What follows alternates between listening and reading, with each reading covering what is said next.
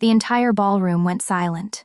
Every eye was fixed on a single point of motion. General Thorne, the groom's father, a decorated 4-star general who now stood with a look of dawning, unmistakable awe. He leaned over to his son Michael, and I could just make out the hushed, urgent whisper. "Michael, that's Spectre." The analyst from the JSOC briefing. Michael's easy smile evaporated, replaced by pure shock.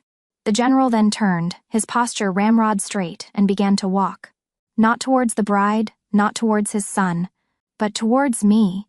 He stopped directly in front of my seat at the maid of honor's table, clicked his heels together with a sound like a rifle shot, and rendered a perfect salute. His voice boomed with a respect I had never heard in my life. "Ma'am, the honor is ours." I saw my sister's face across the room, her smug smirk collapsing into a mask of horrified disbelief. 30 minutes earlier, that same smirk was firmly in place. My sister, Chloe, the family's golden child who wielded her charisma like a shield, was giving her wedding speech. She raised her champagne flute, her eyes glittering. "And a special toast for my big sister and maid of honor, Eva." She gave me a smile that was all teeth, a practiced look of pity she'd perfected over 2 decades. "Thank you for taking a day off from your spreadsheets to be here." A few of her friends tittered. "We're all so proud you have such a stable, quiet little government job. It's important work, I'm sure." Her voice was drenched in saccharine sweetness, each word a carefully crafted barb meant to paint me as the boring, inconsequential one. It was the same tone she used when I won the state science fair, and she called it cute that I had hobbies.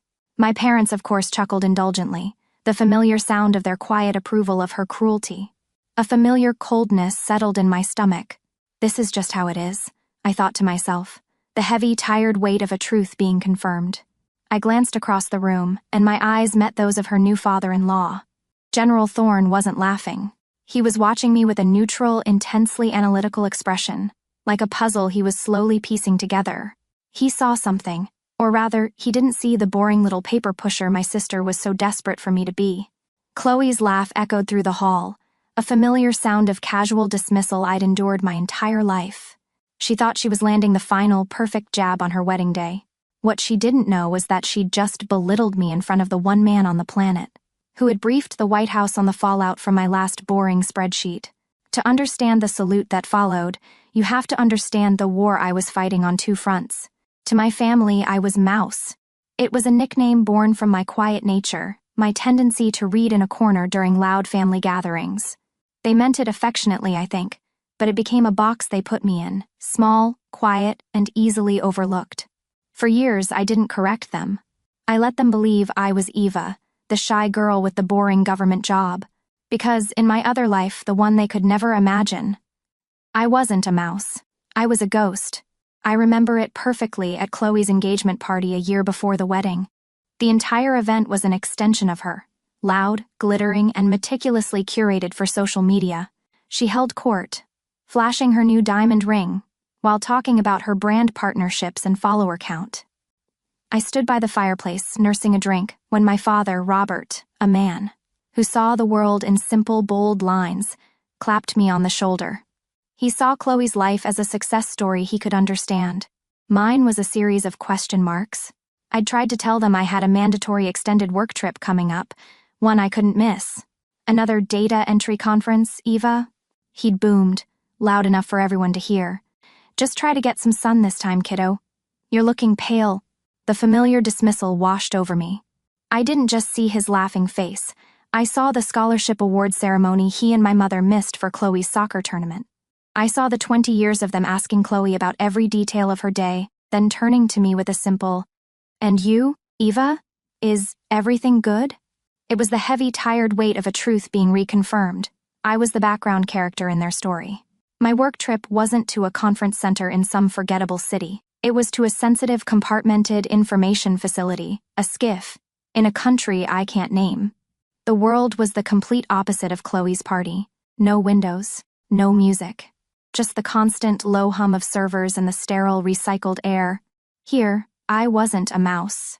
I was Captain Eva Rostova, United States Air Force Intelligence. My call sign was Spectre. My job was to see the patterns no one else did, to connect the dots from scraps of information and build a picture that could keep people alive. The weight of that responsibility was physical, constant pressure behind my eyes. One night, the pressure was immense. We were in the final hours of a mission codenamed Operation Nightfall. A special operations team was deep in hostile territory, waiting for the green light to proceed. "Spectre, we have a degraded feed from the asset." The watch commander's voice was tense, cutting through the silence of the room. "The window for Operation Nightfall is closing. We need a go-no-go recommendation in the next 90 seconds. The call is yours." On my screen were streams of meaningless data, but to me, they were a language. I saw a ghost of a signal, a whisper of electronic chatter that didn't fit the pattern. It was a digital footprint where there should have been none. It was a trap. My fingers flew across the keyboard. "Negative, watch commander. I say again, this is a no-go. Abort the mission. My analysis shows a high probability of a coordinated ambush at the secondary rally point. Repeat, abort the mission." Silence descended on the room. Every second felt like an hour. My heart pounded in my chest. If I was wrong, good people would die because of a ghost in the machine. Then the commander's voice came back, devoid of emotion but laced with relief. "Copy that, Spectre. Mission aborted. Stand by." An hour later, satellite imagery confirmed it. The rally point was swarming with hostiles. The team leader's voice crackled over the encrypted comms later. "Whoever Spectre is, you buy the drinks when we get back. Good call." A quiet nod from my CO was all the praise I got, or needed. "You just saved Task Force Griffin, Captain." 2 days later, I was in my sterile, featureless quarters when a video call came through. It was my mother, Linda, a woman who believed family peace was more important than fairness. Her face was a mask of manufactured panic.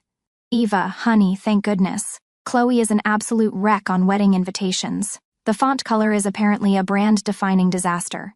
She says the calligrapher is ruining her entire vision." I just stared at her, my mind still replaying the data streams, the heart-stopping silence before the abort confirmation. I had just navigated a life-or-death decision for a dozen soldiers, and my mother was telling me about a font. "It's just a shame your job isn't more flexible, honey," she continued, oblivious. "She really needs you here." I felt a vast, unbridgeable chasm open up between us. They lived in a world of brunch and brand aesthetics, while I lived in a world of shadows and consequences. They didn't see me, not really. They saw the quiet, simple daughter they'd created in their minds, the one it was convenient to believe in. For years, I let them have their narrative. I wore the mouse nickname like a shield because my real work required anonymity. But at that wedding, surrounded by people who understood duty, I realized I was done letting them define me. I just had to wait for the system to do it for me. My decision wasn't a grand plan for revenge. It was much simpler and colder than that. It was a quiet choice to stop participating in my own erasure. The strategy wasn't a strategy at all. It was simply an adherence to protocol. Chloe and General Thorne's son were getting married at the prestigious Fort Myer Officers Club, a place where rules weren't suggested. Standard procedure for base access required all guests to be vetted. For the first time in my life, I decided not to round down the edges of my identity to make my family comfortable. I would simply tell the truth and let the system do the rest. The online guest security form was simple enough. My parents and Chloe just typed in their names. When it was my turn, I filled in the required fields, Captain Eva Rostova, followed by my service number. It felt strange to type the name that carried so much weight in my real life, a name no one in my family ever used. I thought of them calling me Mouse, and a strange calm settled over me. I wasn't laying a trap. I was just clocking in. I hit submit and knew, with the certainty of a professional analyst, that I had just set a series of unavoidable events into motion. A week before the wedding, my phone rang. It was Michael Thorne, my sister's fiancé. I knew him to be a decent man, a JAG Corps lawyer who, unlike my family, understood that rules and regulations had real-world consequences. His voice was laced with genuine concern. "Eva, it's Michael. I am so sorry to bother you, but my dad's aide just called. There's a flag on your guest pass?" He hesitated, as if trying to understand the words himself. "Something about a special access program clearance requiring command-level verification for entry. Is everything okay?" The gears were turning, exactly as the procedure dictated. I kept my voice even, professional. "It's fine, Michael. Just some government bureaucracy." I paused, then delivered the words I knew would resonate with him. Tell the liaison I'll clear it through my chain of command. The shift on the other end of the line was immediate. He went from concerned fiancé to fellow professional. The terms liaison and chain of command weren't just jargon to him, they were the markers of a world he knew. A world that Chloe's stories about her boring sister and her spreadsheets simply didn't fit into. I RSVP'd yes to my sister's wedding. She thought she was inviting the mouse. But according to the Department of Defense, she had just invited Spectre. And Spectre was bringing her reputation with her. The Officers' Club ballroom was a world my family had only ever dreamed of. It was all old wood, polished brass, and the weight of history. They moved through it with a kind of desperate glee, basking in the reflected glory of my sister marrying into a military dynasty. My father was telling exaggerated stories to a group of majors, while my mother praised Chloe's impeccable taste to anyone who would listen. Chloe herself was radiant, the undisputed queen of her own universe. A universe in which I was, as always, a glorified servant. "Eva, be a dear and get me another glass of champagne," she shouted, not even looking at me. "The servers are so slow." I murmured a quiet, of course, and retrieved the drink. It didn't bother me. It was the role I was assigned, the part I had always played. Years of practice had taught me to be still, observe, and wait. And so I waited. I watched her give her speech, the one dripping with backhanded compliments about my quiet little life. I saw the condescending chuckles from my family's side of the room, and I saw the polite, confused glances being exchanged among the uniformed guests on the groom's side. They didn't understand the joke because to them disrespect was not a punchline. The speech ended, and a tense, awkward silence hung in the air for a moment. Then a chair scraped against the floor. The sound was loud in the suddenly quiet room. Every head turned. General Thorne was on his feet. He wasn't smiling. His face held an expression of intense focus, a look I'd seen on colonels in mission briefings right before a critical decision. He leaned down and whispered something to his son, Michael. I couldn't hear the words from across the room, but I saw the effect. Michael's face went slack with utter disbelief, his eyes wide as they darted from his father to me. The general straightened up and, without a glance at anyone else, began to walk towards our table. A giddy, expectant energy buzzed through my family. My mother straightened her dress, a proud smile blooming on her face. My father puffed out his chest, clearly assuming the 4-star general was coming, to congratulate him on his fine family, on his magnificent golden child. They thought this moment was about them. It was always about them. They were so busy preparing to receive praise that they didn't notice the general wasn't looking at Chloe. He wasn't even looking at them.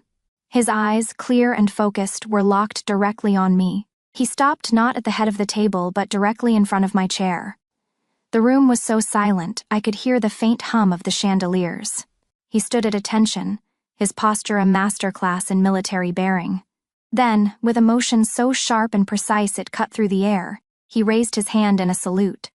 The sound of his heels clicking together echoed in the stunned silence. His voice was a clear, commanding force, the kind that expected and received absolute obedience. It filled every corner of the ballroom. Captain Rostova, the name, my real name, my rank, hit the air and seemed to hang there, a foreign concept at this table. My parents flinched. My intelligence staff still refer to your analysis during Operation Nightfall as doctrinal. It's an honor to finally meet the architect of that success. He was speaking to me, but his words were for the entire room. On behalf of every soul you brought home, thank you. He named a classified operation. He used my rank. He validated 2 decades of my hidden life in 20 seconds. For a moment, there was nothing. Just a vacuum of pure shock. Then, from the groom's side of the room, one officer began clapping. Not loudly, but with a steady, respectful rhythm. Another joined, then another. It wasn't the wild applause Chloe had received. It was a quiet, profound acknowledgement from those who understood. It was a sign of respect for a fellow professional. I finally took my eyes off the general and looked at my family. My father, a man who had bragged for 30 years about his 2 years in the National Guard, was pale. The color had drained from his face, leaving him looking old and small. My mother's hand was clasped over her mouth, her eyes wide with a terror that came from a worldview being completely shattered. And Chloe? Her face was a grotesque canvas of warring emotions.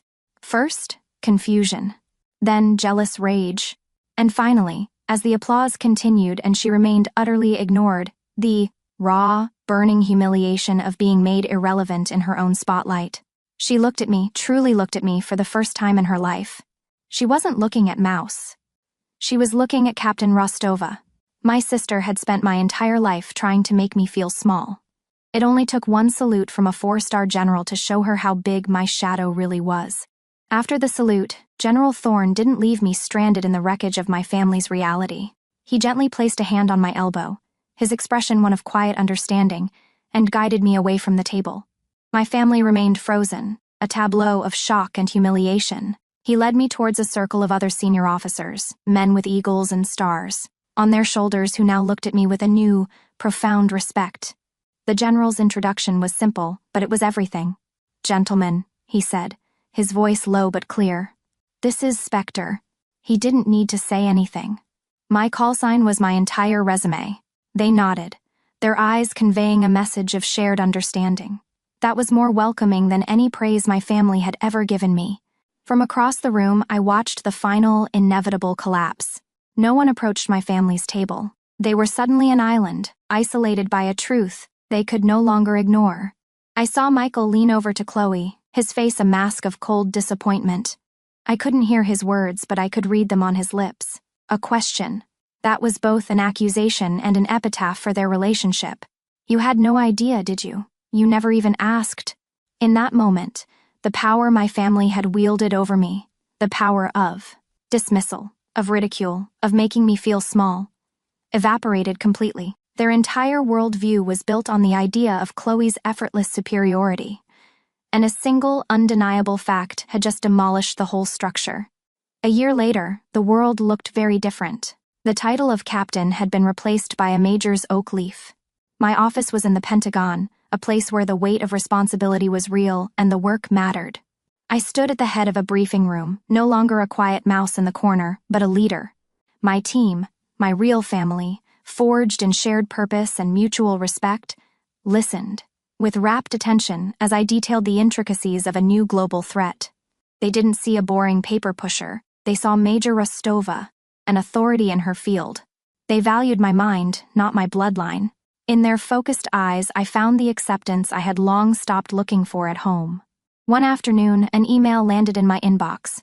The sender's name was Chloe. I hesitated for a moment, then opened it. It was a long, rambling message filled with self-pity and excuses. The marriage, as I'd suspected, hadn't lasted 6 months. Her influencer career had faltered, the glittering life she'd curated now feeling hollow and desperate. The email was a weak attempt at a non-apology, full of phrases like it was all such a misunderstanding, and ending with the one question that revealed she still didn't get it.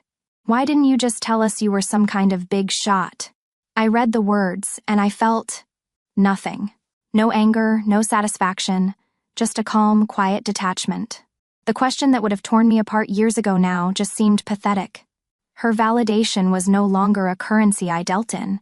My peace was my own, earned in silence and solitude. Her opinion had no power over it. I moved my cursor over the archive button and clicked without a second thought, turning back to the classified maps spread across my screen. My relationship with General Thorne, however, had deepened into a mentorship. He called me into his office a few weeks after my promotion. It was a corner office with a view of the Washington Monument, filled with a lifetime of service. On his desk, next to a photo of his grandchildren, was a small framed picture from that disastrous wedding. He gestured to it with a sad smile. "That was the day my son saw what true character looks like," he said. "He's better for it, even though it was a hard lesson." He then looked directly at me, his gaze firm and full of respect.